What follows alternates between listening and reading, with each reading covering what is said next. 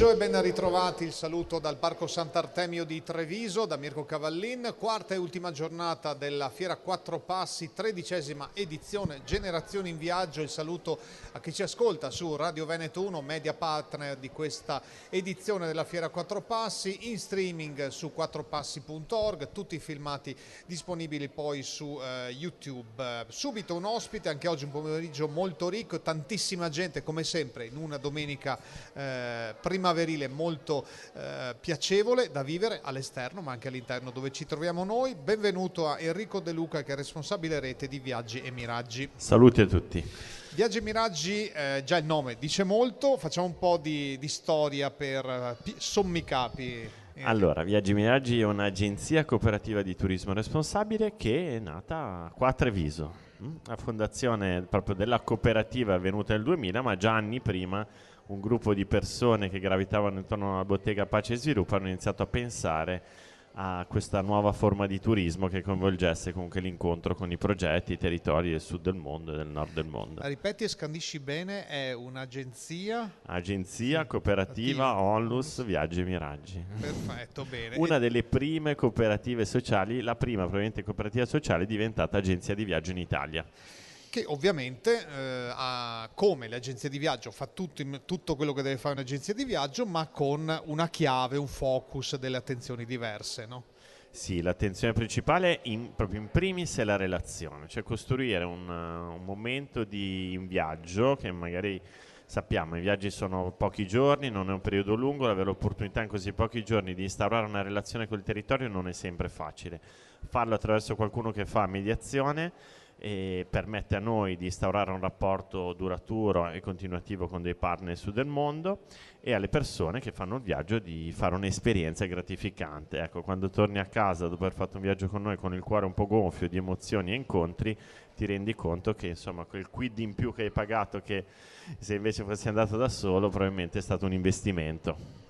Occasione dunque anche di incontro, di conoscenza, di relazioni. Lanciamo qualche proposta, così poi qualche idea. Ma proposte ce ne sono tantissime, quindi il sito viaggimiraggi.org è quello che racchiude tutto il catalogo e spaziamo dall'Italia a 50 paesi in giro per il mondo. Per esempio abbiamo un viaggio che parte per la Serbia dal 12 al 19 agosto. Questo è un viaggio particolare perché si fa la navigazione sul Danubio, in quella parte di Danubio che non è caratterizzata per essere navigata dalle navi da crociera, quindi ci saremo praticamente solo noi con la nostra barchetta a portare in giro i turisti, ed è in collaborazione con Slow Food. Incontreremo anche dei presidi Slow Food, piuttosto che in Molise a piedi, questa piccola regione che ancora pochi conoscono, tra il 30 giugno e il 5 luglio, tra il 25 e il 30 agosto. Anche lì camminare ma incontrare pastori, storie e quanto altro. Insomma, ce n'è veramente per tutti, dai cammini all'enogastronomico, allo yoga e il benessere, al turismo esperienziale, piuttosto che anche viaggi di istruzione. Con tante scuole collaboriamo e stiamo cercando di portare il nostro ideale turistico anche in quell'ambiente che è importante seminare da piccoli. Certe idee, certi concetti lo riteniamo fondamentali. C'è molto estero, c'è anche molta Italia, no? Hai citato il Molise, ma vedo sì. Qui da Sì, alcuni appunti sono luoghi insomma, che sono magari noti in qualche... vedo i Campi Flegrei, mi viene in mente Edoardo Bennato, grande. Insomma ci sono altri posti che meritano davvero di essere conosciuti. Sì, andate anche alla ricerca magari di posti meno turistici nel senso classico. Allora, meno turistici nel senso classico, o se lo sono, cerchiamo di dargli una connotazione particolare dettata proprio da quello che dicevo prima, il fatto che in quel territorio c'è qualcuno che quel territorio ti deve far vedere sotto un'angolatura particolare, ti dà determinati ingredienti per poter leggere quel territorio in un certo modo, e lo fa appositamente per noi, per il gruppo di Viaggi Miraggi. Ecco perché anche una meta classica può diventare una meravigliosa scoperta anche per chi c'è già stato. Esatto, scoprendo angoli e punti di vista diversi. Dicevi, nata a Treviso questa esperienza, ma ormai allargata alla penisola. È nata a Treviso da un gruppo di passionari, volontari del commercio equo, e poi si è allargata a tutta Italia e tutto il mondo, e adesso le 3 sedi nazionali sono a Padova, Milano e Napoli, e poi abbiamo tante sedi, tra virgolette, riferenti nostri di viaggio che sono sparsi un po' per tutto il mondo.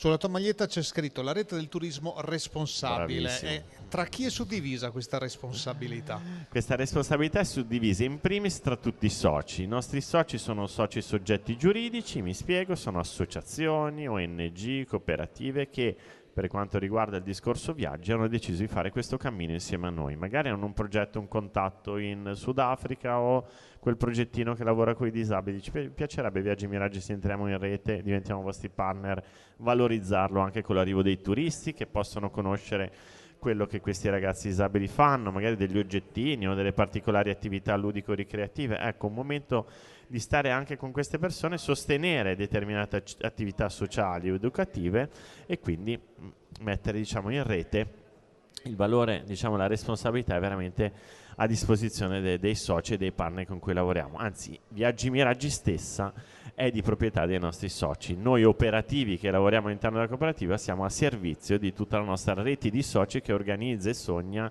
possibilità di incontri legati al turismo e ai viaggiatori in giro per l'Italia e per il mondo.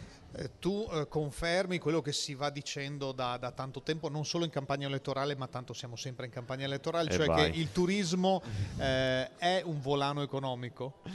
Ma allora, il turismo è assolutamente un volano economico, bisogna avere il coraggio, anche lì come tante altre cose, di metterci impegno, passione e qualità.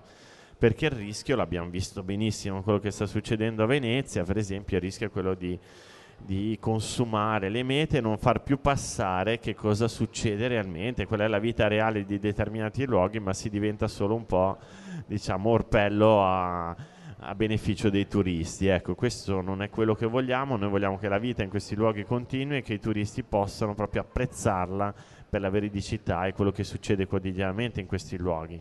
Quindi il turismo è fondamentale per il motore Italia. Io credo che potrebbe diventare la prima voce del PIL dell'Italia. Bisognerebbe avere proprio il coraggio di lavorare bene, con qualità, professionalità, valorizzando anche le piccole strutture ricettive, non solo i grandi alberghi, le piccole organizzazioni che fanno turismo e tutte quelle strutture che anche in posti non così turistici però ci mettono tanta passione, che meriterebbe quasi solo fare il viaggio per andare a trovare loro, la loro storia, quello che ti narrano, dimenticandosi magari del paesaggio. Noi siamo, pensate un po', riusciti a costruire una narrazione bellissima nel non luogo per eccellenza in Italia, che è Castelvolturno, il luogo dove quasi la polizia non entra perché ha paura. Noi siamo riusciti a portare in questi anni centinaia di turisti, valorizzando tutte quelle varie realtà sociali e associative che all'interno di Castelvolturno fanno un lavoro bellissimo col territorio. Quindi ti dimentichi quasi del contorno, ma vai dritto nel segno a quelle realtà che stanno facendo tantissimo per rendere quest'Italia più bella.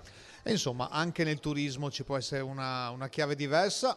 La dovuta leggerezza, ovviamente, di prendersi un tempo di stacco, no? I nostri viaggi sono anche dei viaggi non sono così impegnativi, nel senso che questi sono dei momenti di incontro e relazione. Poi tutti i viaggi, dal 3 settimane in Messico al weekend a Napoli, prevedono dei momenti di svago, di relax, di cibo e di incontro con la cultura locale in senso lato, ecco. Certo, ci mancherebbe. Allora, viaggimiraggi.org. Mi raccomando, .org. Così trovate le varie proposte per l'imminente estate o anche successive. Enrico De Luca, grazie a Viaggi Miraggi e a tutta la rete, buon viaggio. Grazie a voi, buona fiera a tutti. Breve pausa, tra poco altre 2 ospiti giovani.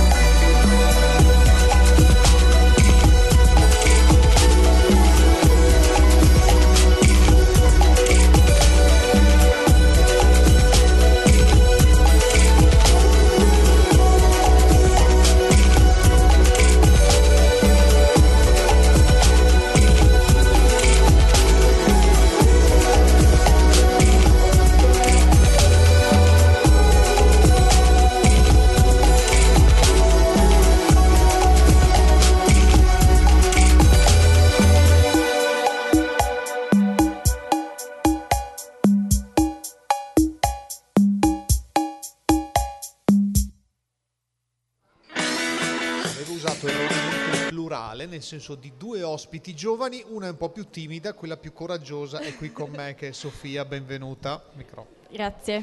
Sofia è una delle ragazze che sta facendo anche qui alla Fiera Quattro Passi l'alternanza scuola-lavoro, di cui si è parlato ieri ampiamente anche nella nostra diretta. Allora, di che classe, di che scuola, così orgogliosamente salutiamo tutti quelli che ascoltano. Io sono della terza superiore, vengo dal liceo linguistico del Canova e ho scelto un giorno nella mia scuola hanno fatto una riunione in cui presentavano vari progetti per l'alternanza scuola-lavoro e quando hanno presentato questo progetto del pace e sviluppo comunque mi ha subito interessato il fatto di questo commercio ecosostenibile e mi è subito piaciuto per questo fatto. Lo conoscevi già? No, non lo conoscevo, cioè, sapevo che c'erano alcune botteghe qui a Treviso e anche nei paesi vicini, ma non lo conoscevo molto nel dettaglio e inizialmente avevo deciso di partecipare per assistere un po' in bottega. Poi però sono stata scelta per la fiera e devo dire che però sono stata molto contenta di questo fatto perché mi sono divertita molto qui anche con gli altri che hanno fatto alternanza con me e anche perché ho scoperto un po' il mondo della comunicazione che comunque non conoscevo, era totalmente nuovo per me e quindi appunto sia il fatto di lavorare in un contesto nuovo dell'ecosostenibilità, del commercio, insomma mi è piaciuto molto, ma anche un po' vedere quello che per me è il backstage. Io di solito sono abituata ad assistere a questi incontri, queste fiere un po' sì, appunto, da quella da spettatrice, insomma, da esatto. E invece ho apprezzato molto il fatto di vedere un po' come funziona dall'interno, quindi appunto i post sui social o anche appunto organizzare gli eventi con la radio o con non so, i giornalisti, cioè mi è interessato molto questo fatto un po' che non conoscevi, esatto. Appunto. Sofia insieme a un altro gruppo nutrito appunto sta aiutando chi si occupa dell'ufficio stampa e della comunicazione, esatto, di questo evento, quindi concretamente questo lavoro qui per la fiera quando l'hai cominciato? Oltre a questi 2 weekend avevate fatto degli incontri prima sì, o siete state buttate dentro? No, abbiamo fatto qualche riunione prima un po' per capire come funzionava qui nell'ambito, quindi abbiamo capito un po' in cosa consisteva l'attività, quindi i post, comunque il fatto di aiutare un po' anche con l'organizzazione e dopo sì, il vero lavoro è iniziato proprio con la fiera perché appunto abbiamo lavorato proprio attivamente per l'organizzazione e quindi sì, mi è piaciuto molto parteciparci. Bene, allora la cosa che ti ha magari un po' deluso, perché abbiamo capito che c'è molto entusiasmo, no? Proviamo di trovare magari o qualcosa di faticoso magari, che insomma lavorare è bello oppure è bellissimo e Sofia ci dà uno sguardo al futuro sorridente. Di faticoso non ho trovato un granché, nel senso forse un po' il fatto di andare da una parte all'altra del parco, che esatto, è grande, sì. Esatto, però comunque avendo di base l'entusiasmo che mi ha portato a svolgere questa attività non è stato molto pesante, anzi secondo te, visto che poi appunto tu sei in terza, l'anno prossimo l'alternanza tornerà, magari cercherai di tornare qui in questa proposta? Sì, anzi ti prenoti già? Sì, mi è stato detto che molti volontari ogni anno tornano perché appunto si sono trovati bene in questo ambito e quindi sono felici di partecipare di nuovo e quindi anche a me, se è possibile, piacerebbe partecipare di nuovo perché appunto mi sono divertita molto in questi 2 weekend qui alla fiera. E l'ultima domanda, così poi ti lascio perché c'è tanto da fare, anche l'ultima giornata. Pensi che questo aspetto che hai scoperto appunto della comunicazione ti possa tornare utile nel corso del tuo percorso di studi in qualche modo? Sì, secondo me sì, anche perché appunto devo dire che l'aspetto della comunicazione è uno di quelli che mi ha affascinata di più e quindi avvicinarmi a questa realtà mi è piaciuto e mi ha fatto riflettere che appunto può tornarmi utile per un futuro che magari al quale non avevo pensato, che però appunto potrebbe piacermi anche come proposta un lavoro del genere, nella comunicazione comunque. Allora, il ritmo e la parlantina ci sono, quindi magari quando noi saremo forse un po' in pensione c'era spazio anche per qualcuno. Allora, grazie Sofia, ti lasciamo il resto della giornata e le tante cose da fare. Grazie, va bene. Chiedo alla regia se è pronto un pezzo registrato. È pronto un pezzo registrato e quindi do il microfono. Biblomarca, il polo Biblomarca, allora sentiamo questo intervento. Grazie Mirko, eccoci qua in un'altra location ancora all'interno del Parco Sant'Artemio e ho con me, come puoi vedere, due ospiti che adesso ci racconteranno, con le quali parleremo di libri, ma non solo. Ho Vivian Moro, assessore alla cultura del comune di Roncade, e Donata Caselli, bibliotecaria della Biblioteca di Breda di Piave e anche una delle referenti del Polo Biblomarca, che è l'argomento di cui vi parleremo in questo momento. Questa mattina Vivian, insieme ad altri colleghi assessori che ora ricorderà, hanno presentato ai visitatori di Fiera Quattro Passi il Polo Biblomarca, che riunisce 22 comuni, 22 biblioteche di conseguenza della nostra provincia. Allora andrei subito dall'assessore. Assessore Vivian, raccontiamo che cos'è Biblomarca, quando è nato e con quali obiettivi è nato e che cosa si prefigge di fare. Certo. Allora, il Polo Biblomarca è una realtà molto interessante e soprattutto molto varia, perché come hai detto tu bene prima Elena, sono 21 comuni più un'altra realtà che sono gli archivi contemporanei di storia politica di Fondazione Cassamarca. Lo sottolineo perché il fatto che ci siano insieme biblioteche comunali e anche una realtà come questa dà anche l'idea anche della tipologia di servizi che riesce ad offrire il Polo. Polo Biblomarca, che nasce squisitamente come rete, insomma, in sinergia fra le biblioteche di questi comuni. Non sono tutti i comuni che oggi ne fanno parte, non sono tutti quelli fondatori originari, andando avanti se ne sono aggiunti altri. Da ultimo ricordo anche, insomma, nell'ultima convenzione che siamo andati ad approvare, che si è aggiunta Casale sul Sile. I comuni veramente adesso, insomma, se volete vi faccio una carrellata veloce, però non serve, insomma, si va da Arcade, Zero Branco, passando per Breda, per Roncade, Casale, Preganziol, insomma, veramente siamo tanti. Questa mattina eravate in rappresentanza, chiaramente, c'eri tu. Certo. E poi c'era l'assessore di Preganziol, c'era l'assessore di Ponzano, poi c'era l'assessore di Povegliano, Arcade.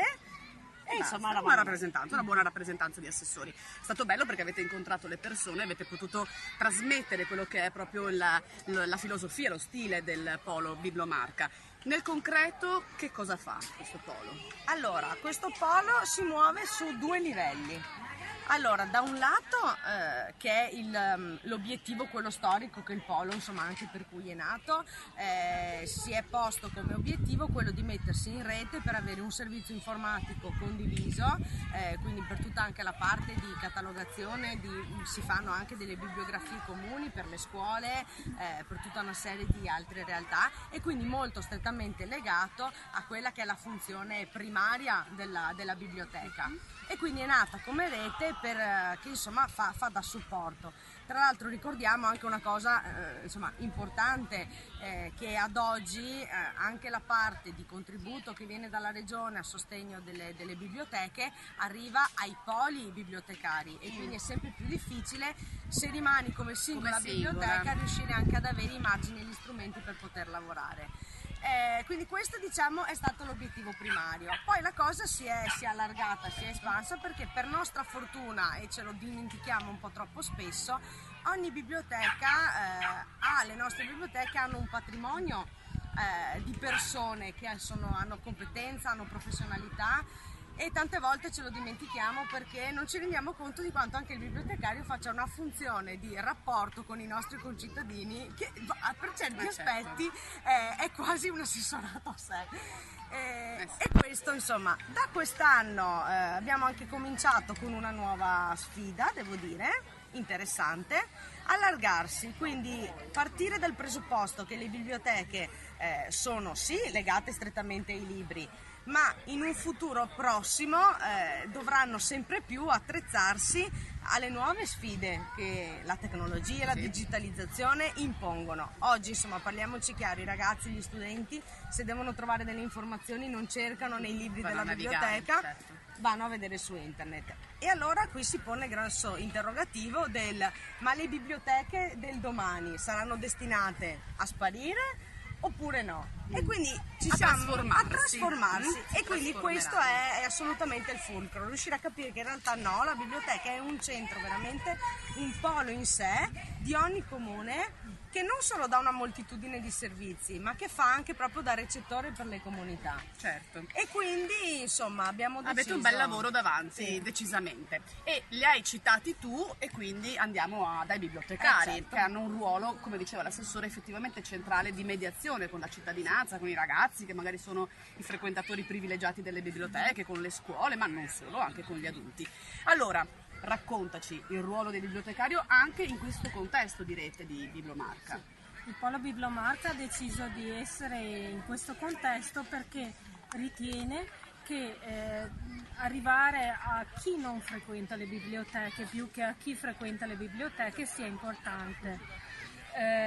Abbiamo deciso di metterci in gioco, noi che normalmente stiamo dietro un bancone, quindi aspettiamo che il cittadino arrivi da noi per chiedere al cittadino cosa piacerebbe fare in biblioteca, cosa manca alla biblioteca di oggi, perché frequenta o non frequenta la biblioteca.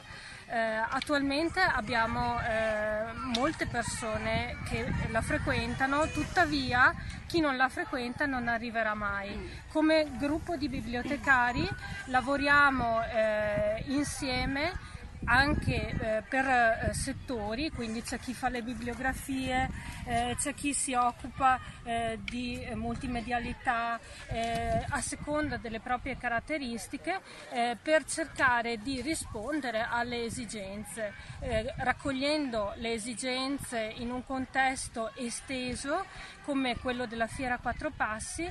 Possiamo sperare di migliorare ulteriormente e quindi di mettere al servizio della gente e di tutti quanti quanto possediamo. Tra l'altro aggiungo che la biblioteca esiste come entità fisica, ma esiste anche come entità virtuale, quindi le biblioteche del Polo Biblomarca sono raggiungibili online e non tutti lo sanno, quindi qui lo ricordiamo. Esatto. Donata, questo a livello di servizi e di sensibilizzazione al lettore o al cittadino, insomma lettore, ma non solo lettore, ecco. Come formazione per voi bibliotecari, il Polo è comunque un buon punto di riferimento? Sì. Il Polo Biblomarca offre sicuramente una grande opportunità di formazione. Quest'anno abbiamo avuto una serie di incontri grazie ai finanziamenti regionali di cui parlava prima l'assessore, che ci hanno concesso di crescere dal punto di vista professionale e anche di metterci in campo, cioè di realizzare qualcosa di concreto come quello che stiamo facendo oggi. Bene, io vi ringrazio. Assessore, se qualche assessore ci sta ascoltando e il suo comune ancora non aderisce, è possibile continuare ad estendere l'adesione al Polo Biblomarca? Assolutamente sì. Quindi sollecitiamo questa cosa. Bisogna. Ok. Ci trovate comunque, abbiamo una pagina Facebook come Polo Biblomarca dove vengono anche inserite le attività che facciamo, e comunque poi ogni biblioteca che ne fa parte ha ovviamente ogni mezzo per poterla raggiungere, dal sito, pagine Facebook, email, quant'altro. Volevo far vedere una delle iniziative, immagino, no, del Polo Biblomarca e del lavoro dei bibliotecari per quest'estate. Sono dei consigli, giusto Donata? Per la lettura dell'estate, solo per i ragazzi o anche per... Solo per i ragazzi di una certa fascia d'età. Questo è uno dei lavori dei nostri gruppi di lavoro. Beh, insomma, ci piaceva farlo vedere perché insomma è molto molto bello, bravi. Bene, noi ci fermiamo qui. Grazie Assessore, a te e ai tuoi colleghi che erano presenti oggi e ai colleghi delle 21 realtà che in questo momento, ma speriamo siano sempre di più, fanno parte di Bibliomarca. Grazie Donata, buon lavoro ai bibliotecari. La biblioteca è un luogo dove si va a prendere un libro, perché originariamente è così, ma non solo, è un luogo di incontro, di cultura, di scambio, di crescita, quindi insomma frequentate le biblioteche dei vostri territori. Vi aspettiamo. Grazie ancora. Mirko, ti restituiamo la linea. Ancora in diretta su Radio Veneto 1, in streaming su quattropassi.org, ultima giornata di questa 13ª edizione della Fiera Quattro Passi, economia solidale e sostenibile. Le generazioni in viaggio, adesso abbiamo uno che viaggia molto, l'abbiamo fermato per un attimo, l'abbiamo preso dal suo impegno, Fabio Caccin, benvenuto Fabio. Grazie. Salve. In radio e in streaming non si può sentire l'odore di buono di cibo che Fabio porta con sé, perché Fabio è uno che porta il cibo in strada, nel senso che giri col tuo furgoncino, giusto? Però facendo che cosa di particolare?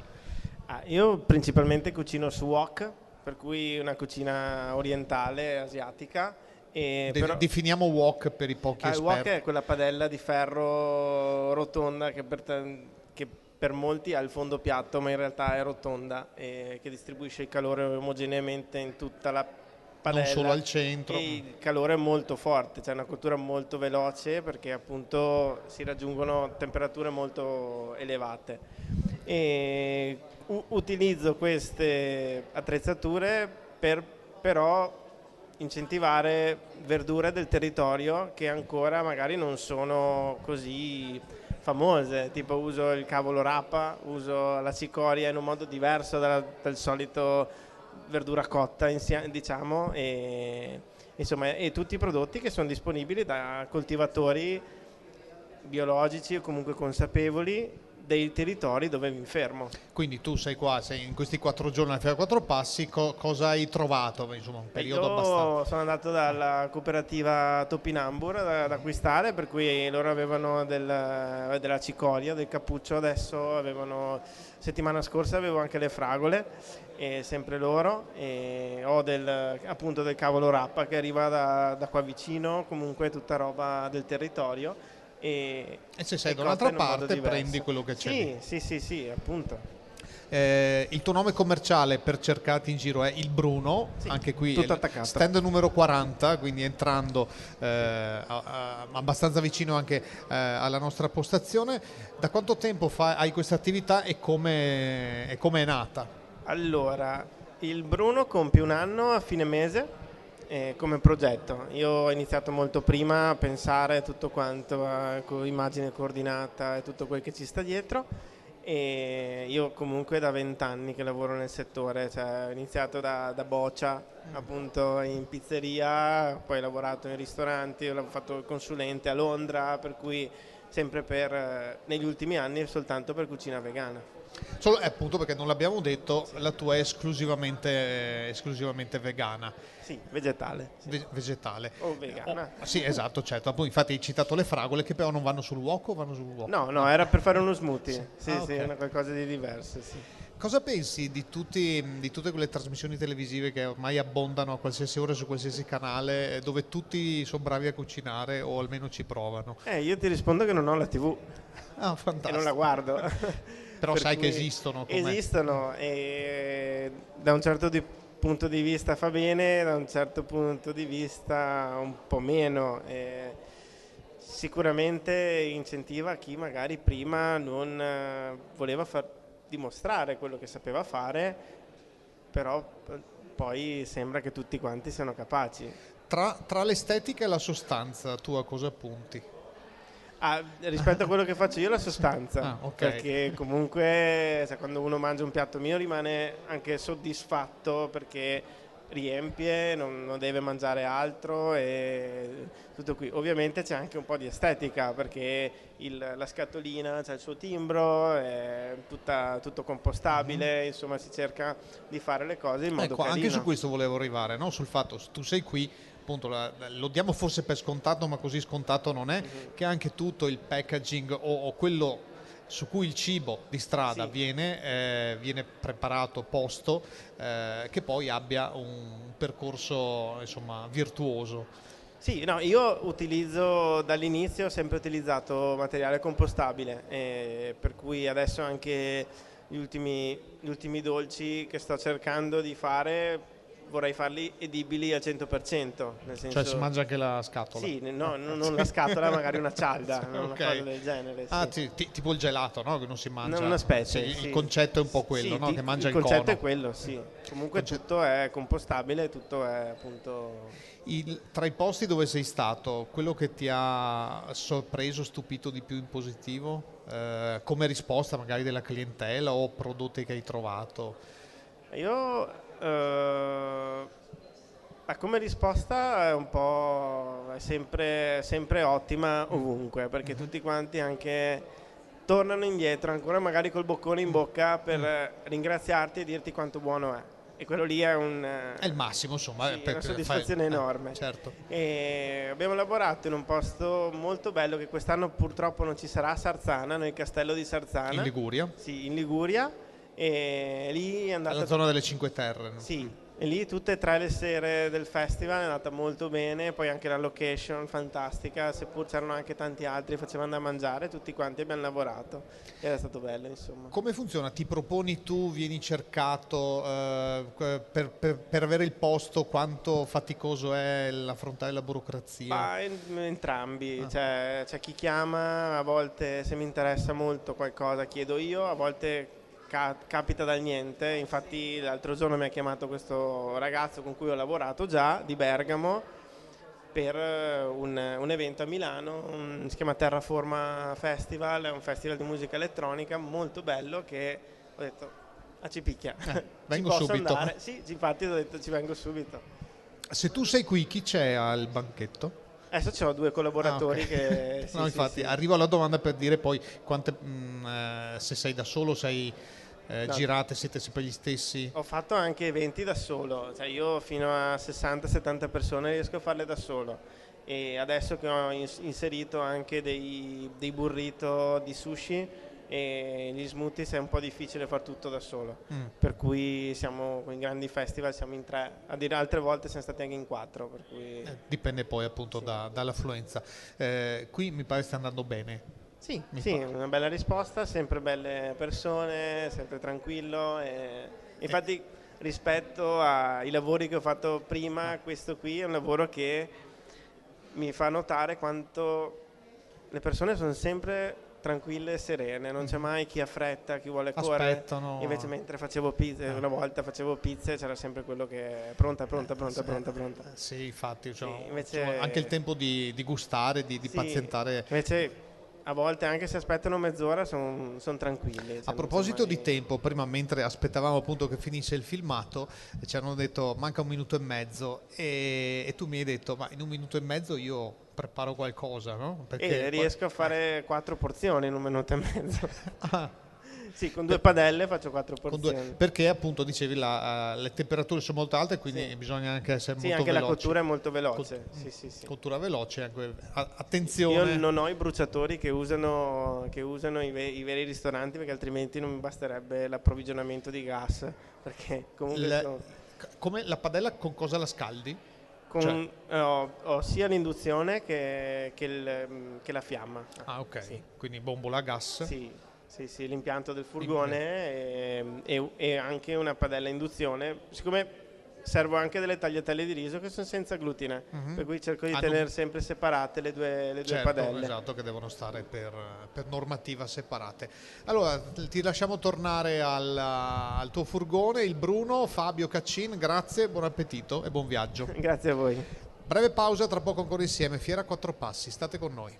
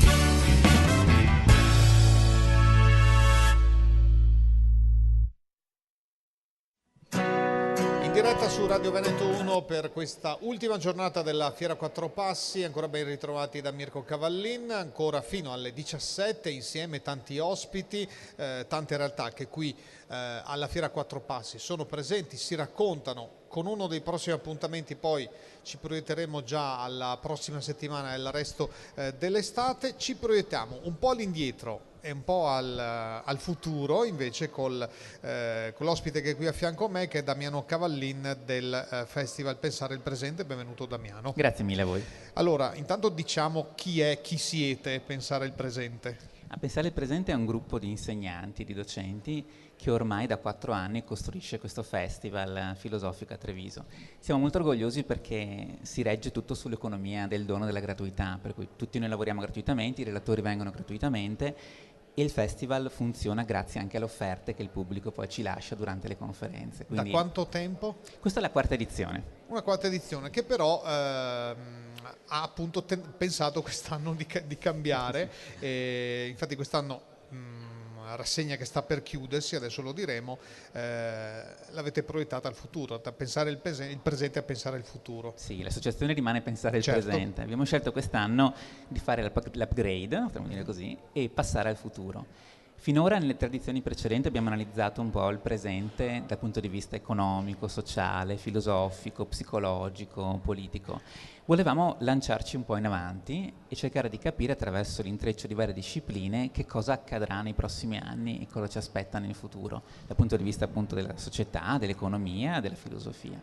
Infatti vedo che nei vari incontri che già si sono svolti dall'inizio di maggio, il futuro della filosofia con Massimo Cacciari, che insomma è uno dei massimi esponenti, il futuro delle donne, che è un altro tema che toccheremo anche più tardi, il futuro del carcere, delle immagini, del lavoro, dell'informazione, della musica, dell'Italia. Qui allarghiamo poi anche a tematiche attualissime. Ci sono ancora 2 appuntamenti, uno è la classica conferenza incontro e un altro è, come già altri del calendario, un evento musicale, quindi anche voi mescolate un po' i generi. Sì, l'idea è quella di lasciare sempre uno spazio per la musica e di far dialogare la filosofia e il pensiero con la musica. I prossimi appuntamenti sono il 23 maggio, mercoledì, al Liceo Duca degli Abruzzi alle 20:30 ci sarà Carlo Sini, uno dei massimi filosofi italiani, che si è occupato a lungo del tema della scrittura, per parlarci appunto del futuro della scrittura nell'era di internet e dei social, quindi come cambia il modo di scrivere, ma anche come cambia la nostra identità, proprio in relazione al modo in cui comunichiamo e scriviamo. E poi invece il 26 maggio alle 15 al Manzato, che collabora con noi ormai da diverso tempo, una performance musicale in cui si cercherà, improvvisando e sperimentando, di costruire la musica del futuro. Anche qui strade aperte, degli incontri già fatti, insomma, te personalmente o quello che ti pare abbia suscitato maggiore interesse. Vedo anche altri nomi come Gianni Vattimo, Alan Friedman, Domenico De Masi, insomma avete puntato in alto, no? Sì. Qual è quello che a tuo parere è riuscito di più o che ha dato magari più suggestioni, più spunti al sicuramente pubblico? Forse 2 sono stati quelli più partecipati e anche più pungenti dal punto di vista dell'analisi. Il primo con Massimo Cacciari sul futuro della filosofia, se abbiamo ancora bisogno di pensare, questa è la domanda che gli abbiamo proposto. E effettivamente è stato molto interessante, partecipato a livello di pubblico. Ci sembrava corretto aprire un festival filosofico chiedendosi qual è il ruolo della filosofia oggi. Puoi darci qualche spunto? Perché Beh, sicuramente, questo lo diceva anche Cacciari, la filosofia ha senso oggi se è in grado di pensare il presente e quindi di immaginare anche il futuro. Per cui la filosofia non può essere soltanto una disciplina tecnica rinchiusa nelle accademie oppure in qualche luogo. O noiosa da studiare a scuola, sì. per quelli che ce l'hanno ancora. Infatti il tentativo nostro è sempre quello di associare la filosofia a qualcosa di concreto, pratico e di attuale. Altro incontro molto partecipato e brillante, devo dire, è quello con Domenico De Masi sul futuro del lavoro, che abbiamo fatto l'11 maggio. Poi De Masi è anche un relatore appunto ironico. Sì, è spesso anche in TV, quindi sì. sa anche trattare direttamente. E in quanti siete in questa associazione? Ma allora c'è il gruppo che gestisce il festival, siamo in 9 persone. Quindi un gruppo abbastanza ridotto, però insomma che si è costruito nel tempo e che è solido, per cui ci dividiamo il lavoro, dalla stampa dei volantini all'impaginazione, alla messa a terra dei totem e così via, alla sorveglianza delle sale. A questo gruppo poi si aggiungono altre 4-5 persone durante i giorni del festival per dare una mano dal punto di vista più strettamente operativo. c'è già qualche barlume di idea, qualche germe per la quinta edizione? No, per ora cerchiamo di sopravvivere alla fine di questa quarta. e poi vedremo la quinta più avanti. Ecco, interessante anche il fatto che siete stati in posti diversi, cioè quasi mai mi pare nello stesso, forse solo in un paio di occasioni. C'è anche il fatto di far vivere la città di Treviso e dare diverse occasioni, anche se Treviso è relativamente piccola da attraversare, però anche il fatto di scegliere, che ne so, il Museo di Santa Caterina piuttosto che una scuola, piuttosto che una libreria o il consueto auditorium, anche questo fa parte un po' del vostro modo di essere. Sì, è da un lato una necessità, perché avendo poche risorse dobbiamo trovare luoghi disponibili ad accoglierci, quindi ci spostiamo. E dall'altro è anche una scelta, cioè a noi piace molto coinvolgere da un lato le scuole, perché insomma è un ruolo anche educativo quello che abbiamo, al di là della professione che facciamo come docenti ma anche come festival, e poi dall'altro le librerie, che sono un luogo di cultura per eccellenza.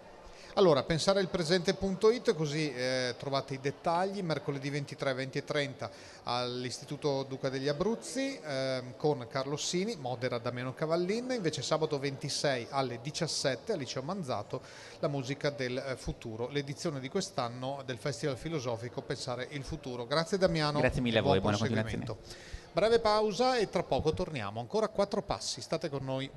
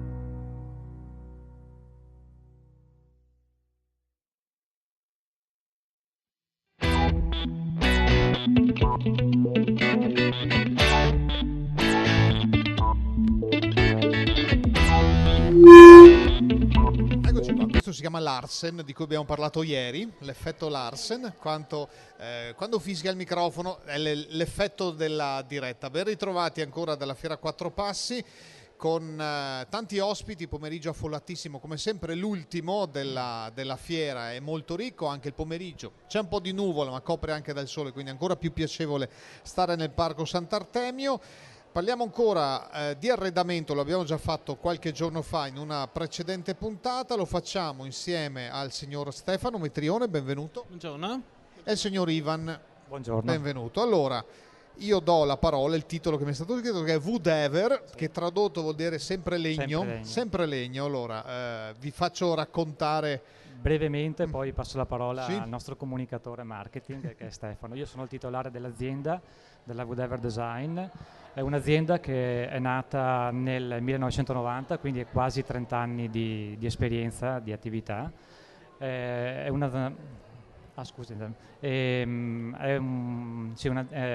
90 è nata tramite anche un'esperienza diretta da mio papà, che ha sempre fatto il falegname. Io mi sono diplomato appunto nel 90 e ho aperto la partita IVA e siamo partiti con questa attività.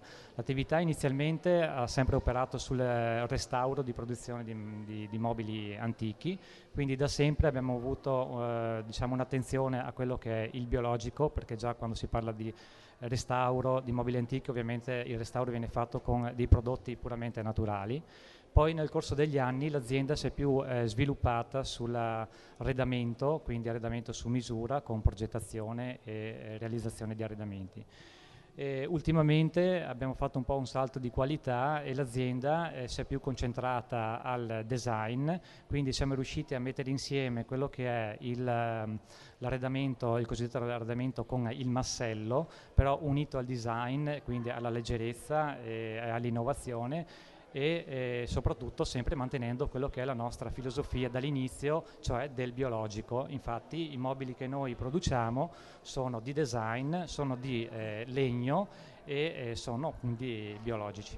Ecco Ivan, legno vuol dire tante cose, cioè che tipi di legno preferite, quali avete scelto? Allora, i legni che noi abbiamo scelto ovviamente sono legni di provenienza locale, o perlomeno ci cerca di trovare dei legni che siano, non dico a chilometro zero, ma insomma il più vicino possibile. Appunto per evitare il discorso del trasporto gomma, inquinamento e via dicendo.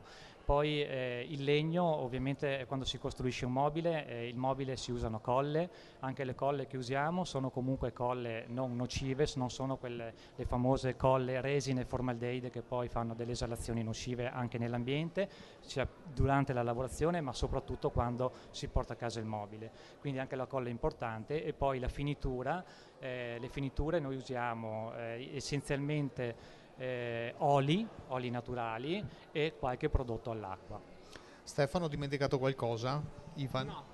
No, dal punto di vista del prodotto non ha dimenticato niente, salvo il fatto che noi seguiamo anche un programma di ecosostenibilità molto intensivo, nel senso che sappiamo che per ogni albero che non c'è più perché viene costruito un mobile, dobbiamo pensare alla reforestazione. Noi facciamo qualcosa di più rispetto a piantare solo l'albero, lo facciamo crescere in aree dove c'è molta povertà, c'è bisogno di frutta e perciò doniamo per ogni 1.000 euro di fatturato, doniamo una pianta di frutto e la facciamo crescere a nostre spese.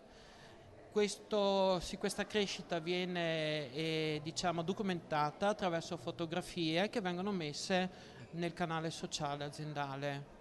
Questo progetto è stato varato proprio un mese fa e tra poco inizieremo a forestare un'area, la Bolivia ad esempio, partiamo da là. Questo è il nostro impegno. Quindi partite dalla Bolivia, perché così distante? Perché la Bolivia? Allora, intanto a noi interessa l'ossigeno del pianeta e l'ossigeno può nascere anche in Bolivia, distante da noi. La Bolivia ha dei problemi economici e il contadino della Bolivia ha bisogno di piante da frutto, alberi da frutto. e insieme ad un nostro partner che si occupa proprio esclusivamente di questa cosa qui abbiamo creato il progetto nostro che si chiama Alleanza Uomo-Natura. Perché alleanza? È una cosa bellissima l'alleanza. L'uomo è sempre stato alleato dalla natura fin quando è nato, perché il legno ci ha riscaldato, il legno ci ha fatto fare le capanne, il legno ci ha fatto costruire le palafitte, è sempre stato, diciamo, un alleato, cioè lui ci dà una cosa a noi e noi dobbiamo pensare a lui dopo, a farlo crescere, perché la fotosintesi è alla base della nostra società, ricordiamocelo, non c'è solo la tecnologia, c'è la fotosintesi e la qualità dell'aria del pianeta è molto importante, ciò che incomincia un po' a deteriorarsi questo aspetto. Mentre lei parlava mi veniva in mente quella famosa canzone di Sergio Endrigo, Ci vuole un fiore, che comincia dicendo: per fare il tavolo ci vuole il legno, per fare il legno ci vuole l'albero, per fare l'albero ci vuole il frutto, il fiore. Ve la propongo come brand. Ecco, è un riferimento, insomma, parliamo di 40 anni fa circa, forse anche qualcosa di più, di quel brano che è stato Mi ha fatto molto piacere ricordare profetico. Profetico. Tra i miei appunti, quelli che mi sono stati passati, vedo questo Whatever Design School. Sì, la didattica è un punto fondamentale, perché la didattica serve a istruire anche il nostro potenziale cliente futuro, ma non tanto in termini, diciamo, economici, tanto in termini di consapevolezza di quello che andiamo a costruire domani. Adesso io sono anche docente di New Media in un liceo e vedo che i miei ragazzi 14-16 anni sono già addestrati a questa cultura, cioè a considerare, diciamo, l'ecologia come quasi un bene di lusso, più di un brand.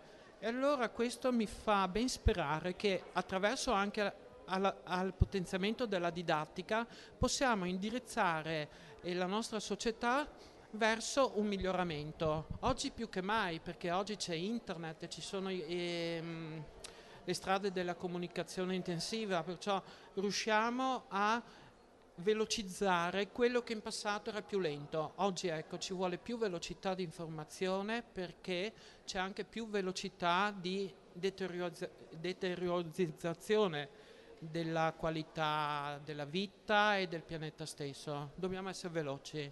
Stefano, quando dicevi che i ragazzi considerano l'ecologia un bene di lusso, cioè vuol dire che non è per tutti, o ho capito male? Allora, l'ecologia adesso viene quasi vestita come un bene di lusso, perché se io sono ecologico vuol dire che sono altrettanto intelligente da capire che il mio futuro sta arrivando e perciò lo devo migliorare. È una consapevolezza che purtroppo le povertà non riescono a concepire. E naturalmente c'è ancora tanta povertà e ce ne sarà sempre di più, il divario tra benessere e povertà, e perciò sta diventando sempre più un bene per pochi. Ma questo è un inizio, perché tutti i brand quando sono nati per il lusso, e poi anche Dolce & Gabbana ad esempio veste anche i ragazzini adesso. Diciamo che c'è un pionierismo verso l'ecologia pensata come qualcosa di esclusivo, ma questo sta benissimo, perché come ho detto prima il lusso apre le porte alle tendenze e le tendenze diventano di diciamo dominio pubblico dopo. Comprare un mobile ecologico oggi ovviamente è un impegno economico, ma io dico non tanto economico, nel senso che un mobile ecologico, se costruito bene, deve durare tanto tempo, sino che ecologico è. Se noi compriamo un mobile ecologico e dopo 2 anni si rompe o si deteriora, lo devo riacquistare. Allora via con l'energia industriale, il consumo di acqua, il trasporto su gomma, l'energia stessa di chi vende. Allora, più che eco-design, io sto promuovendo una filosofia di eco-time design, cioè l'ecologia deve essere prolungata nel tempo, e per essere prolungata nel tempo deve essere costruita bene, primo, e deve essere anche esteticamente attraente, nel senso il design deve diventare iconico, non deve diventare brutto dopo 2 anni, perciò un design equilibrato, non forzato, che racchiude in sé la bellezza stessa del materiale, così dura nel tempo. Posso Ivan, aggiungere una cosa certo. molto breve. L'ecologia. Ovviamente cioè io sono sicuro che l'ecologia comunque deve essere a disposizione di tutti. Infatti nella nostra azienda abbiamo fatto la scelta di creare 2 fasce di prezzo. Praticamente manteniamo lo stesso design del mobile, però lavorato in una maniera diversa, pur non uscendo da quello che è il concetto biologico. Questo appunto per permettere l'acquisto dei nostri mobili a più fasce di persone, clientela, esatto, in modo che non sia proprio un'elite esclusivo, cioè che escluda una parte ma ovviamente che sia popolazione. accessibile un po' a tutti. Stefano prima parlava della durata, no? Cioè, Sì. che vita ideale, o almeno per chi costruisce, perché sappiamo che ad esempio la tecnologia sembra quasi programmata perché vada a rompersi appena finisce la garanzia. Ma guarda, mobile, ultimamente, che vita dovrebbe avere? Sì, un mobile appunto deve essere fatto per durare. C'era una famosa pubblicità degli anni 70 che diceva noi li facciamo ma nessuno distrugge, durano per sempre, è una Esatto. cucina economica. Ma guardi, gli ultimi mobili che abbiamo progettato, li abbiamo progettati appunto con l'intento che non si rompano. Per farla breve, adesso proprio qui in fiera abbiamo un tavolo con il basamento che è completamente senza viti e senza colla, senza niente, è totalmente ad incastro e semplicemente incastrando dei pezzi diventa autoportante. Questo elemento è lì e non può rompersi, è una cosa che deve durare, come per esempio delle cerniere che abbiamo adottato in certe ribalte o altro, sono fatte semplicemente con dei mattoncini e delle spine, quindi tecnologia molto spartana, ma una cosa che non si usura. Quindi il mobile deve essere fatto per durare. Questo è. Non abbiamo detto dove avete sede? Noi abbiamo sede a Conegliano.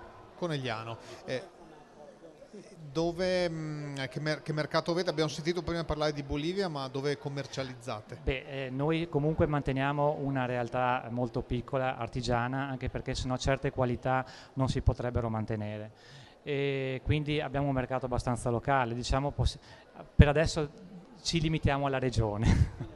Volevo aggiungere sulla durabilità di un mobile. Io in casa, in famiglia, sono riuscito a conservare solo 2 pezzi di una cucina ed è la cosa più bella, portare per tutta la vita un mobile, perché il mobile non racchiude in sé solo la funzionalità, racchiude in sé anche i ricordi familiari, la nostalgia di un'epoca, e perciò io dico sempre i mobili vanno conservati, sono come dei pezzi di noi. E allora cambiare troppo spesso come i media ci consigliano di fare adesso per far girare l'economia e tutto il resto, però toglie molto l'aspetto umano degli oggetti, che è molto importante. L'aspetto affettivo, no? Penso alla cucina o al soggiorno, dove poi magari si passano la maggior parte delle ore. Un oggetto, se non si vuole conservare tutto, ma almeno un oggetto, portarselo per tutta la vita è molto significativo. Ne parlavamo proprio questa mattina con delle persone che hanno appunto visitato il nostro stand, che un mobile comunque deve dare delle emozioni, cioè tu compri un oggetto, lo porti in casa e quello ti deve dare qualcosa, e questa è una cosa importante. Sì, perché poi lì c'è la vita delle persone. Allora vi lasciamo al resto del pubblico, che oggi è davvero numeroso. Grazie per la vostra presenza, Whatever, Stefano, Ivan. Buon pomeriggio. Grazie a lei. Grazie. Buon pomeriggio ancora, in diretta su Veneto 1, in streaming su quatropassi.org. Tra poco ancora insieme dalla Fiera Quattro Passi.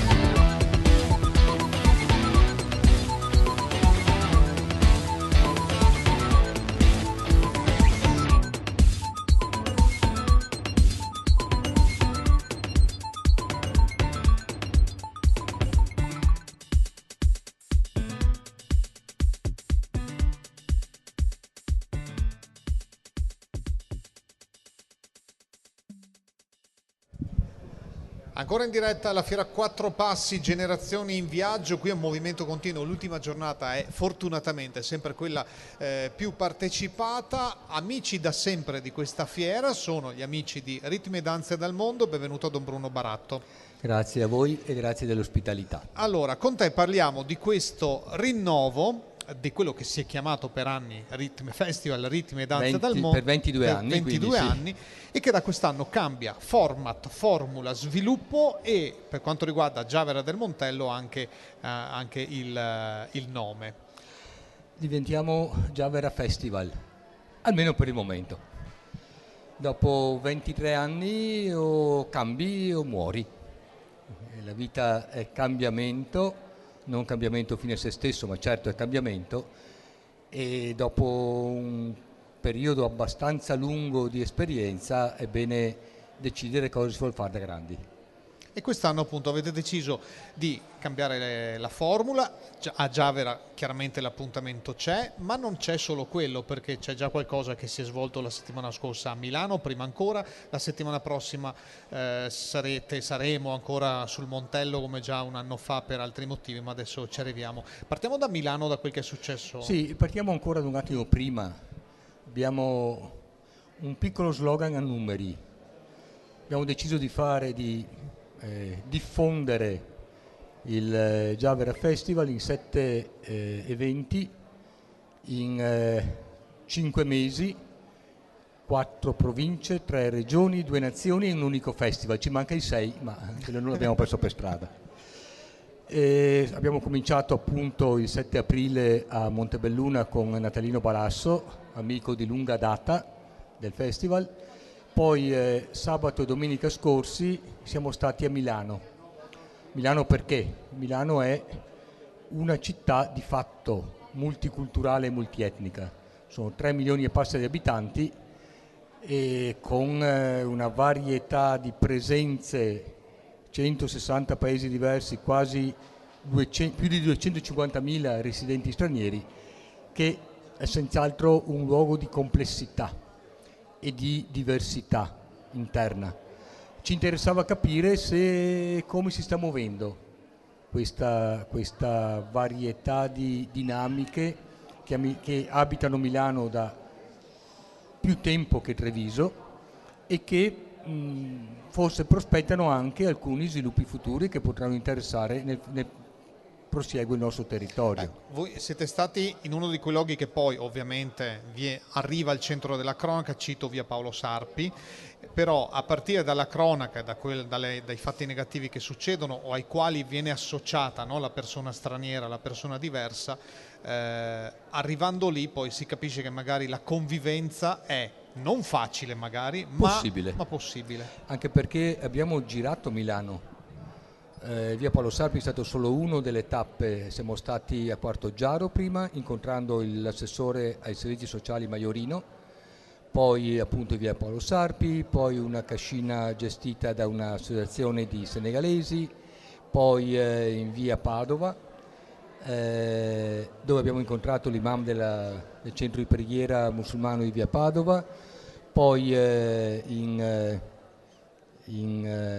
a una chiesa ortodossa sui generis di Milano, poi abbiamo incontrato in chiusura il responsabile di Migrantes della diocesi di Milano. Teniamo conto che la diocesi di Milano fa più di 5 milioni di abitanti, il Veneto tutto insieme ne fa 4,5, ecco. Tanto per avere l'idea della complessità e del peso che Milano e la sua realtà... La diocesi più grande del mondo, no? Come popolazione. Come popolazione forse sì, senz'altro di gran lunga la più grande d'Italia. E quindi Milano questa esperienza. La settimana prossima sul Montello a Santi Angeli per... Appunto dal grande al piccolo, sul Montello del Mondo. Santi Angeli... Dove è passato il giro l'altro giorno. Tra l'altro, ma non è neanche un quartiere di Milano, no. È un angolo di un quartiere, un isolato forse di Milano.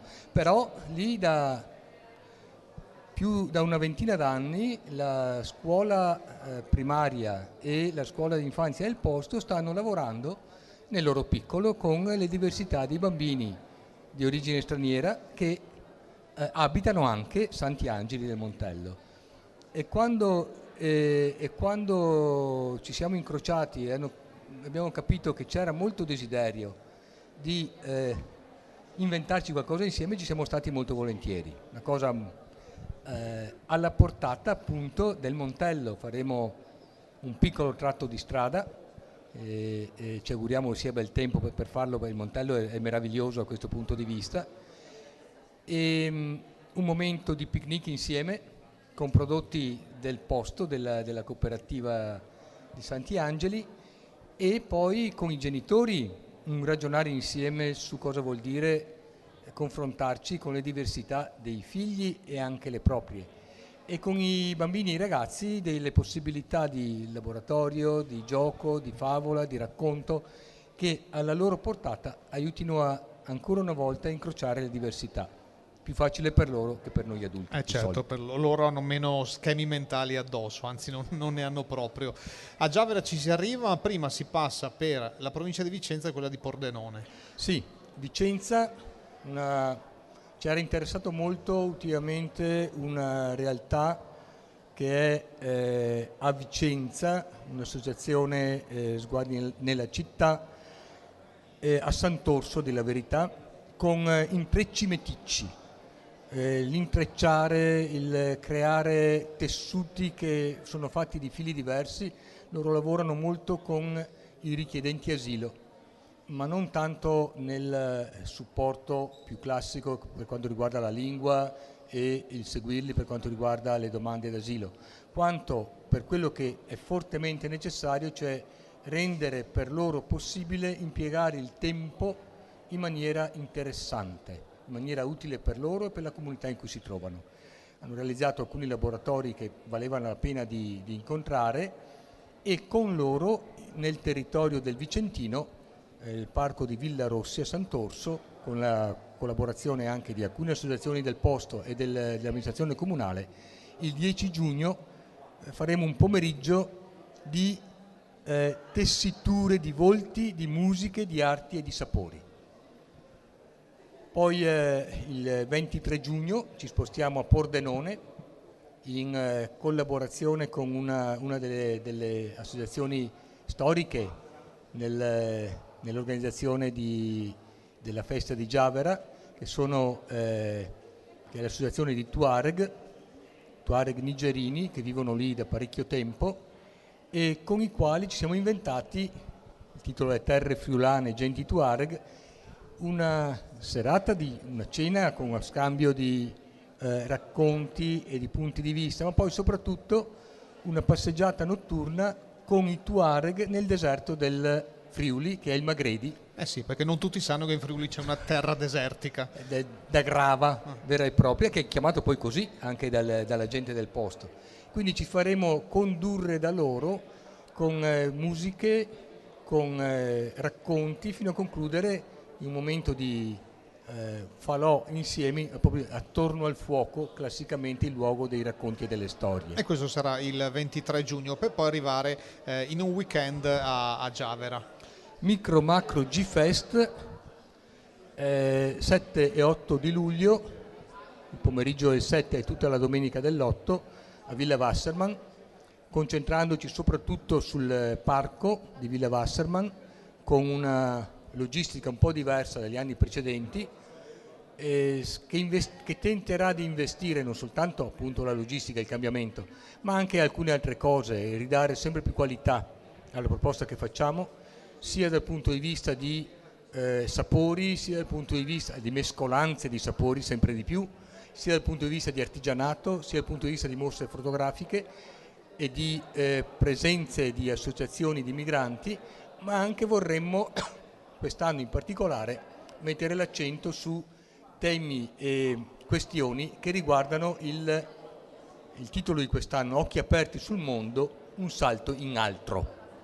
Sentiamo che dopo l'anno scorso aver affrontato il tema delle paure è necessario saltare in altro per poter continuare a tenere occhi aperti nel mondo di oggi così com'è. Altrimenti si rischia di rimanere appunto o prigionieri delle paure oppure di appiattirsi su un tran tran che non ci aiuta senz'altro a vedere quanto sta crescendo rispetto al nostro futuro. Nostro, non soltanto loro. Certo, anche perché poi se no la paura ci mangia. 7-8 luglio a Giavera, Villa Wasserman, per poi andare appena di là dell'Adriatico in una terra a cui ritmi e danza è molto legata, che è l'Albania. Abbiamo fatto tutta una serie di viaggi in Albania, come nei Balcani, come nel Nord Africa, e nel corso di questi viaggi abbiamo incrociato un paese, non un gran paese, un paese piccolino, Konispol, che ha la caratteristica di essere un gran bel posto e sul confine, non al confine, ma sul confine tra Albania e Grecia. Quindi luogo di confine, una possibilità di andare altrove all'interno del Mediterraneo, che è un po' l'orizzonte che vogliamo tenere presente soprattutto in questa edizione di Giavera Festival. 3 giorni in cui si intrecceranno alcune proposte nostre e molte proposte del posto. Ci sono caratteristiche sia musicali sia folcloristiche particolari. L'amministrazione locale, ma anche alcune associazioni che abbiamo già contattato, sono entusiaste di sperimentarsi su qualcosa di nuovo. E quindi noi partiremo con una carovana di qua, dando una serie di indicazioni per chi ci vuole raggiungere direttamente lì. Questo sarà 24, 25 e 26 di agosto. Quindi scoprendo questo e completando questo viaggio, questo crocevia di incontri e di cultura. Allora ricordiamo anche il sito, perché abbiamo detto tantissime informazioni e tante date, lì trovate tutto, programma che si aggiorna via via, sì, anche abbiamo, con gli ospiti. Sugli ospiti del 7-8 luglio abbiamo ancora un work in progress, per fortuna. Azra Nuefendic, che è una grossa giornalista dei Balcani, l'antropologo Duccio Canestrini, Annalisa Camilli, ma sono soltanto la punta dell'iceberg, che speriamo continui ad emergere in questi giorni in cui sapete meglio di me quanto bisogna starci dietro per riuscire a portare dei nomi significativi e di qualità a un evento del genere. Lo sappiamo, perché anche la nostra scaletta di oggi pomeriggio è continuamente variata, quindi siamo abituati a questo, Don Bruno. Ritmi e danze dal mondo.it, li trovate tutto per questo Giavera Festival 23esima edizione. Grazie Don Bruno. Faccio solo un'ultima battuta, tanto per tirare la pubblicità. Fra poco qui nel foyer si esibiranno un po' di gente che vedo qua davanti, che appartiene dall'inizio a Giavera, da Renato Tapino a Abdellah, a sua figlia, a tutta una serie di personaggi che vedo qui davanti a me e che siamo convinti ci semineranno un po' di Giavera Festival anche qui a Quattro Passi, dove c'è sempre buon terreno per mettere radici. Seminare, certo. Grazie Don Bruno, l'esibizione sarà dopo il termine della nostra diretta, solo per chi è qui nel posto al foyer. A tra poco, state con noi.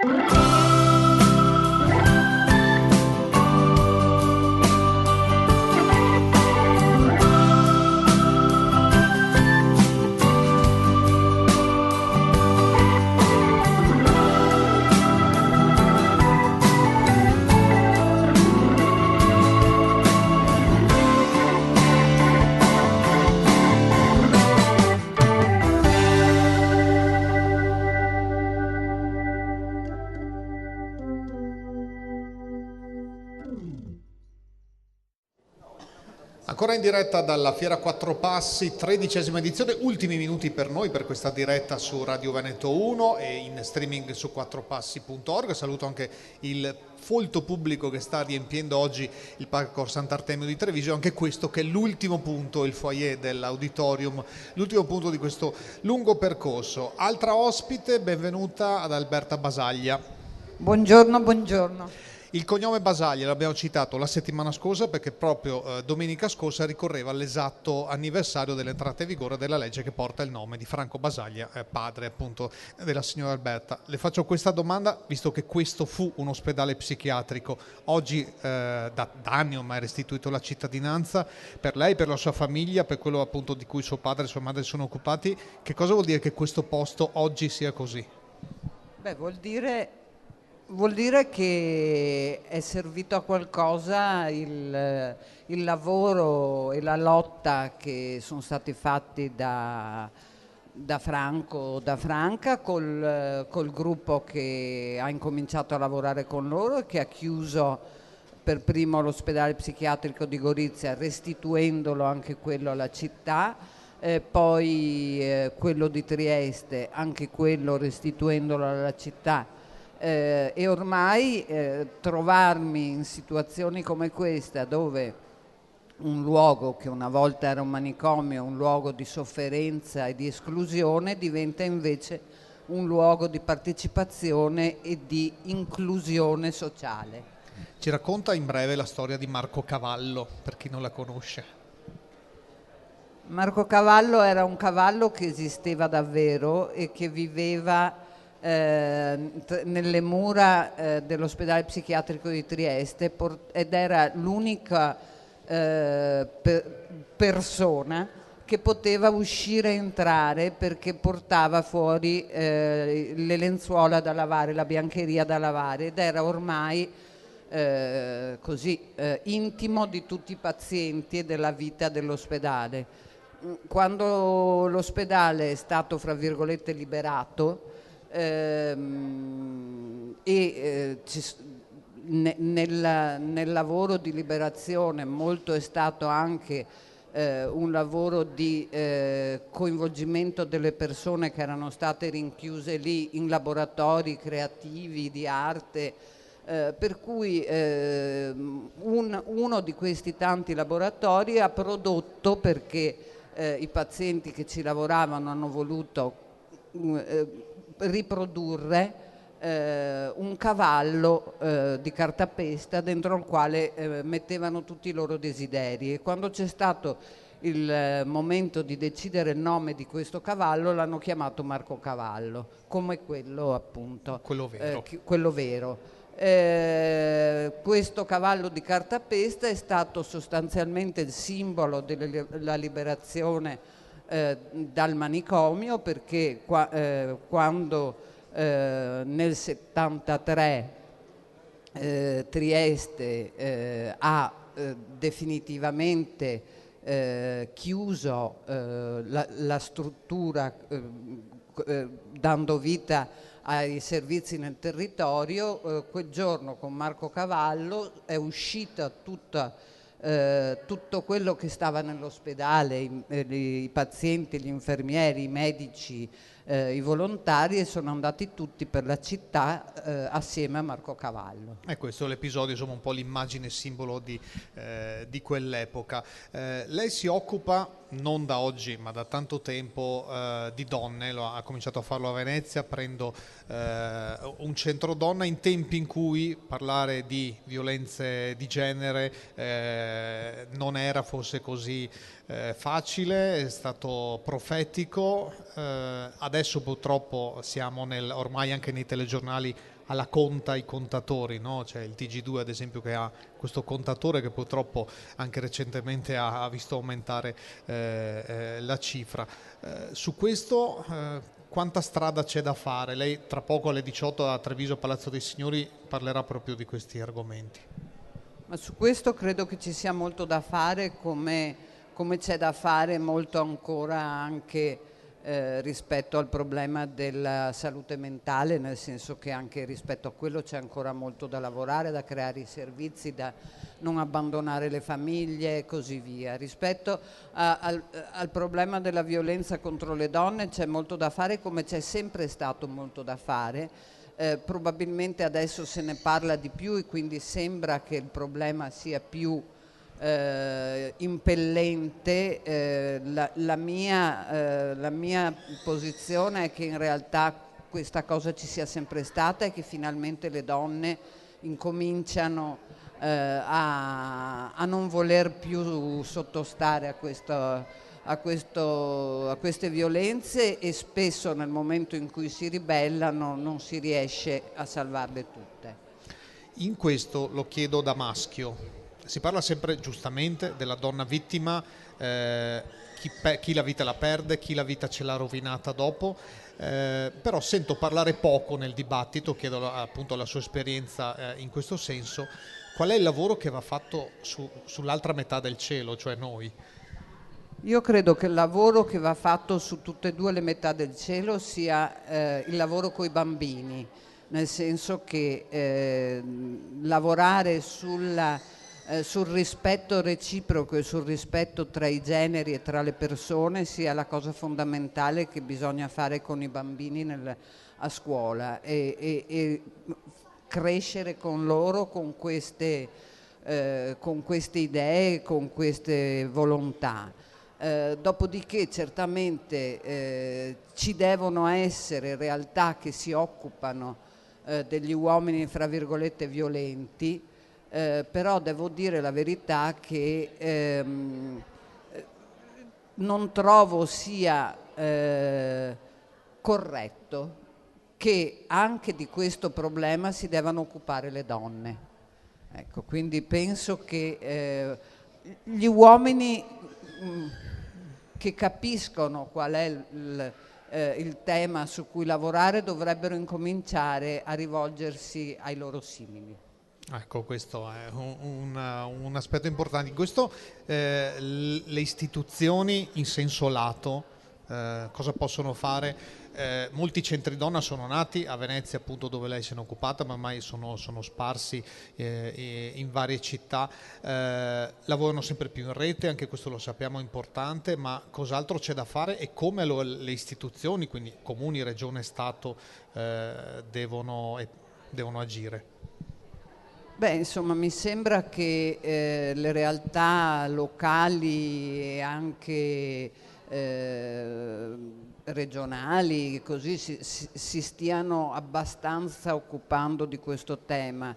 A livello nazionale è stato costruito un grande progetto di intervento che speriamo possa continuare. È importante che si tenga conto di questo tema, come di tanti altri di cui ci si deve occupare quando ci si occupa delle persone. L'ultima domanda gliela faccio su questa fiera, la conosceva oppure no? No, non la conoscevo ed è stato per me davvero una sorpresa molto bella riuscire a venire a vederla, a vedere quante persone ci sono in queste situazioni, quando poi così siamo un po' demoralizzati per come sta andando il mondo, vedere che c'è così tanta gente in un luogo del genere mi rassicura un po'. E allora, bene, lascio finire anche il suo succo di ananas. Alberta Basaglia, grazie per l'intervento, tra poco ancora insieme, qualche minuto dalla Fiera Quattro Passi.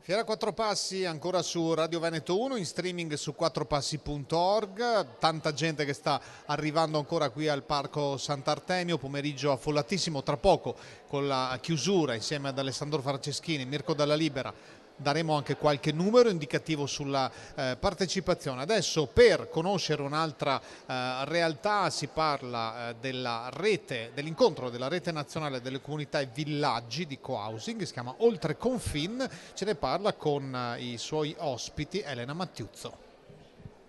Vai. Grazie Mirko, ci siamo spostati un po' in esterna e incontriamo il prossimo ospite di Radio Quattro Passi di oggi, ultima giornata di questa 13ª edizione di Fiera Quattro Passi, Generazioni in Viaggio. E parliamo anche del viaggio di queste generazioni che insomma, un po' di anni fa sono partiti con questi progetti del coabitare, dell'abitare ecologico e dell'abitare insieme. Abbiamo come ospite Andrea Stagliano, co-presidente di Rive, che è appunto la rete italiana dei villaggi ecologici. Andrea, intanto spiegaci Rive che cos'è e perché sei co-presidente. Beh, allora Rive è la rete degli ecovillaggi italiani ed è una realtà di aggregazione di comunità intenzionali, anche dette ecovillaggi, che ormai ha 22 anni, o perlomeno noi contiamo gli anni in base ai raduni estivi che facciamo. Dopo parleremo anche del raduno che avremo quest'anno in Veneto, e quest'anno è il 22esimo raduno, per cui possiamo dire di avere 22 anni, ormai abbiamo passato, no, la maggiore età. E siamo partiti una ventina di anni fa con realtà di ecovillaggi che già esistevano, perché ricordo che gli ecovillaggi più vecchi in Italia hanno oltre 40 anni, realtà indipendenti assolutamente fra di loro, perché le realtà degli ecovillaggi non derivano tutte dallo stesso pensiero, no? Ma quello che porta poi un gruppo di persone a volersi prendere cura di uno spazio di terra in maniera ecologica e a vivere assieme condividendo risorse, cercando di sviluppare un'attività lavorativa, un'attività di sostenibilità economica, facendo magari ricerca personale e quant'altro. Ecco, i filoni che portano gruppi di persone di questo tipo sono anche i più diversi, no? Per cui abbiamo comunità italiane che si chiamano spiritualmente distintive, cioè seguono una propria via di ricerca spirituale, comunità che sono invece magari atee, agnostiche, con un certo orientamento magari politico-filosofico, da tante parti d'Italia diverse, hanno riconosciuto una ventina d'anni fa il valore di mettere in rete le proprie esperienze, perché che cosa c'era che li accomunava? Proprio l'esperienza dell'abitare assieme. Senti Andrea, ma concretamente quindi possiamo fare un numero di quanti villaggi ecologici ci sono e magari quante persone sono coinvolte a livello nazionale, se riusciamo, oppure regionale? Certo. Beh, guarda, in Italia abbiamo una settantina di realtà fra ecovillaggi veri e propri, ecovillaggi in costruzione, progetti di ecovillaggio, per cui dipende un po', no? Da qual è lo stato di solidità della realtà. E una sessantina di queste sono iscritte alla rete italiana dei villaggi ecologici, alla Rive. A livello di Veneto, o meglio delle 3 Venezie, abbiamo 17-18 realtà di comunità intenzionale che sono vicine alla rive, che comunque frequentano i nostri ambiti con le quali siamo in relazione. Senti, ma villaggi ecologici e invece realtà di co-housing. A Treviso c'è una realtà interessante di co-housing, tra l'altro è partita proprio da Fiera Quattro Passi e progettata da TAM Associati qualche anno fa. C'è una differenza? Si accomunano? Sì. Qual è il confine sottile? Sì.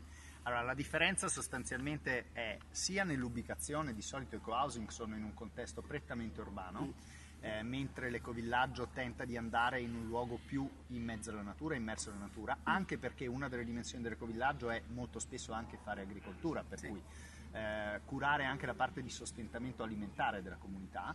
Ma la differenza più specifica è che mentre nel co-housing c'è senz'altro l'intenzionalità di un gruppo di persone che va ad abitare assieme, condivide degli spazi, anche degli spazi comuni magari nel caseggiato che ha creato, co-creato, ristrutturato assieme, però magari non c'è la dimensione spinta della ricerca di una sostenibilità a 360 gradi, che è invece la peculiarità dell'ecovillaggio, che tenderebbe a diventare indipendente e sostenibile sotto tutti i versanti, per cui il versante sociale, quello economico, quello dell'abitare, della produzione alimentare, eccetera. Ci si riesce concretamente? Allora, al 100% non ci è riuscito nessuno, vabbè, però è il tendere, certo. per cui la finalità. E poi ci sono ecovillaggi che si specializzano più magari nell'accoglienza e nel turismo, altri che derivano la propria fonte di sostentamento dalla formazione, dai corsi, qualcuno ospitando che quindi all'interno proprio tutta una serie di agricola. attività. Esatto, infatti abbiamo 2 fattorie agricole, ad esempio qua proprio in Veneto,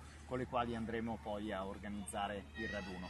E prima mi avevi chiesto una cosa che così del colgo copresidente, del copresidente, esatto. sì, copresidente, perché siamo in 2, ci sono io e c'è anche Riccardo Clemente, e abbiamo fatto questa scelta un paio d'anni fa nell'organizzazione perché stiamo diventando sempre più grandi e per cui avevamo voglia di ripartire il carico di responsabilità, e devo dire che io sono a conclusione del mandato, tra un po' entrerà in carica Paola a fine luglio, e a cui faccio i miei auguri, però questa è stata un'esperienza di grande complementarietà dove ciascuno ha messo in gioco i propri talenti, e per cui è stata una cosa ben riuscita per noi e per l'organizzazione. Torniamo tra un po' sull'incontro che ci sarà in Veneto il mese prossimo, se non sbaglio, però volevo chiederti, prima dell'intervista chiacchieravamo e mi dicevi che questo è il mese europeo dell'abitare collaborativo. Certo. E quindi?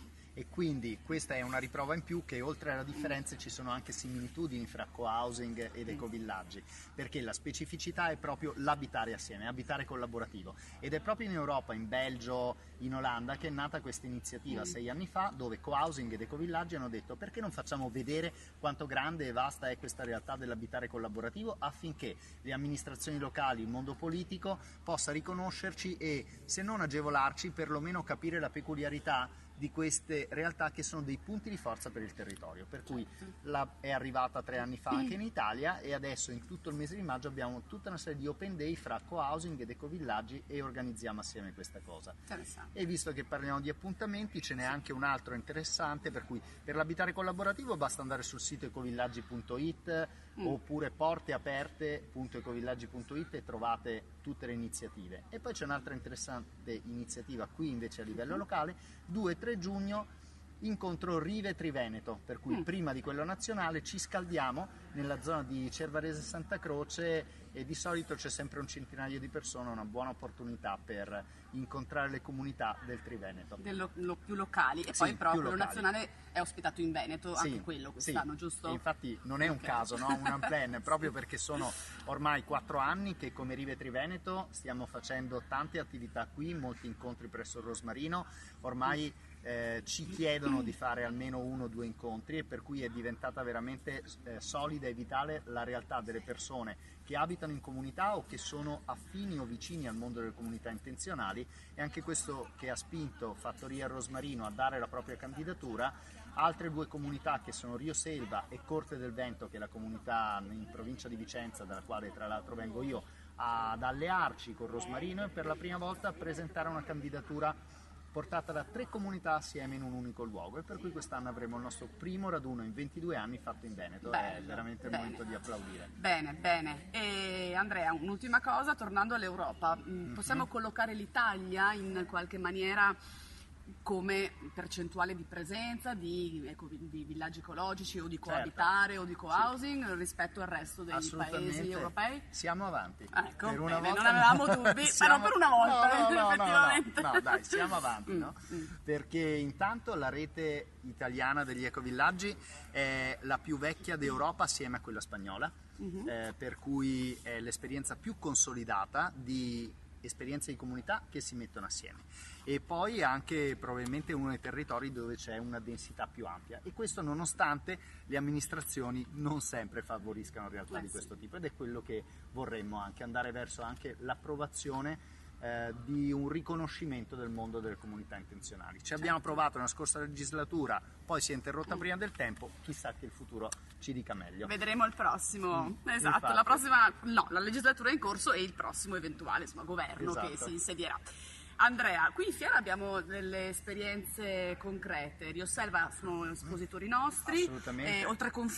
Oltre Confin, distretto di economia solidale, nella quale c'è anche Cooperativa Pace e Sviluppo, che è promotrice e organizzatrice della Fiera Quattro Passi, Rio Selva, Fattoria Rosmarino, per cui siamo ben rappresentati alleati. Infatti Cooperativa Pace e Sviluppo ha dato anche il sostegno alla stampa dei volantini sul raduno estivo, per cui li si può trovare anche qua in giro in fiera, all'Info Point o all'ingresso. Bene, Andrea, buon incontro quindi per il mese prossimo, sia di Veneto che nazionale con Rive, e grazie per essere stato con noi. Grazie davvero. Buon coabitare allora a tutti. Grazie Mirko, ti restituiamo la linea.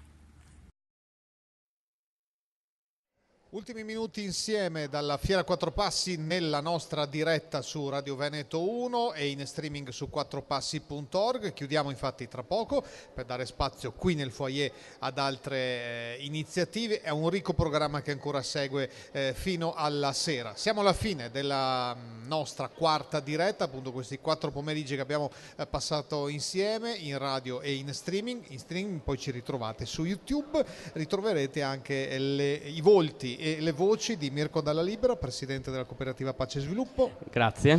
E di Alessandro Franceschini, che abbiamo sentito più volte in questi giorni. Allora, partiamo da te Mirko, ci siamo visti sabato della scorsa settimana in apertura, adesso ormai in questo giorno che è evidentemente il clou di questi 4 giorni, cosa ci puoi dire? Senza dare numeri che daremo stasera. No, oggi è stata una giornata fantastica, il tempo splendido e la gente ha risposto. Sta continuando ad arrivare gente, quindi noi non molliamo e teniamo duro fino alla fine, pronti ad accogliere coloro che vogliono venire anche a passare le ultime ore qui. Siamo pronti con gli stand e con i bar.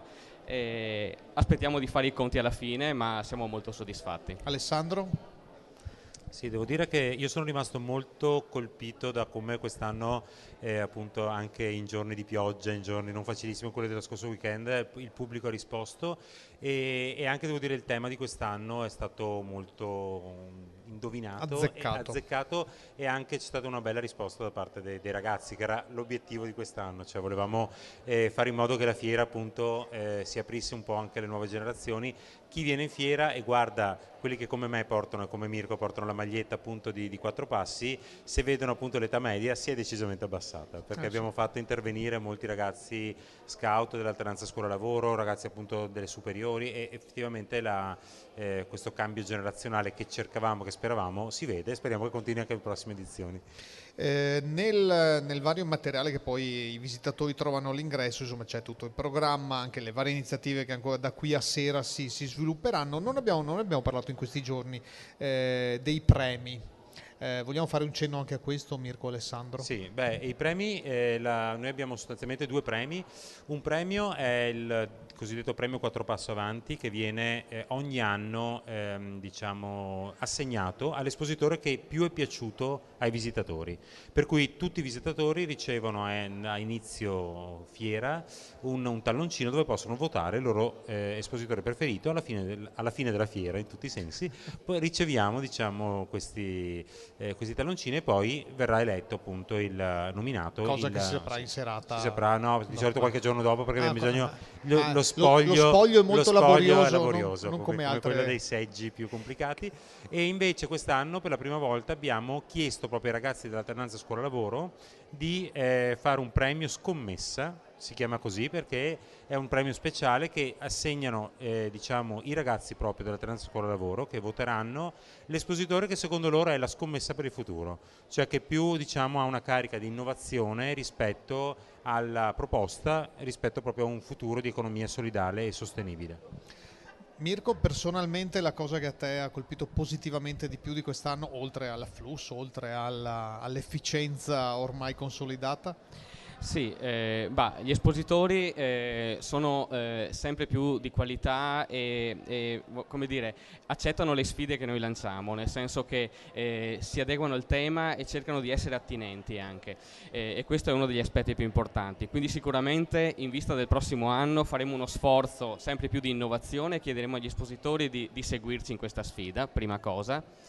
E la seconda, mi ripeto, ma la presenza sempre più di giovani che si mettono in gioco e fin da prima, dalle fasi embrionali diciamo, della fiera mettono il loro contributo e poi sono presenti qui in fiera. Queste due sono le cose che più mi hanno dato soddisfazione. Ecco. Si è parlato appunto dell'afflusso, Alessandro, voi avete sempre fatto, ma è sempre stato più partecipato la mobilità, no? Il fatto di venire qui o sfruttando i bus navetta che dai dintorni partono e arrivano qui, oppure utilizzando la bici per chi è nei dintorni. Sì, oggi devo dire che è stata più che una scelta così di campo, è stata una scelta obbligata perché credo che intorno alle 2 abbiamo dovuto chiudere tutte le aree vicino alla fiera perché i parcheggi erano già tutti pieni, per cui siamo arrivati a attivare subito i bus navetta e da lì appunto con i bus navetta siamo riusciti a gestire adesso dal parcheggio del Palaverde l'afflusso di persone che vengono in macchina. Però devo dire che vedere il parcheggio biciclette che è fuori dalla fiera, in cui ci sono credo migliaia di biciclette, fa un certo effetto. Sembra di essere quasi una città del nord Europa, in Olanda o in Oriente, in estremo Oriente. Ecco, bene, allora anche questo è un passo avanti, sperando che poi anche tutte le strutture, cioè intendo le piste ciclabili, ma anche i posti dove la bici lasciarla, che non è poco, siano sempre più incentivati a Treviso e non solo. Allora, siamo agli ultimi istanti e quindi c'è ancora molto da vivere però stasera. Vogliamo accennare a qualcosa, Alessandro? Sì, allora abbiamo come al solito una serie di laboratori fatti con appunto gli espositori e abbiamo degli spettacoli. Adesso chi è in fiera è collegato in streaming in questo momento con la nostra radio sa che stanno girando delle strane hostess per la fiera, uno spettacolo itinerante di teatro molto bello, si chiama appunto, loro si chiamano Ostress perché sono hostess stressate, che diciamo lavorano con i visitatori della fiera come se fossero un viaggio in aereo, dando delle indicazioni un po' particolari. Poi avremo alle 17:45